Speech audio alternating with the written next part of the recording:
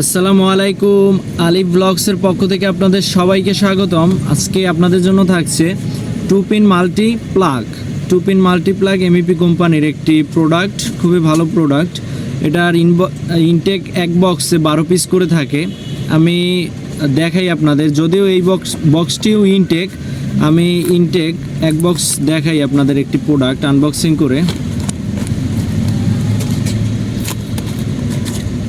এই যে এটা হচ্ছে টু পিন মাল্টি প্লাগ। এটা বেশ ভালো এবং বেশ হেভি টু পিন এই মাল্টি প্লাগটি। এই টু পিন মাল্টি প্লাগটি আমার কাছে খুবই ভালো লেগেছে। এর বিল কোয়ালিটি মোটামুটি বেশ ভালোই।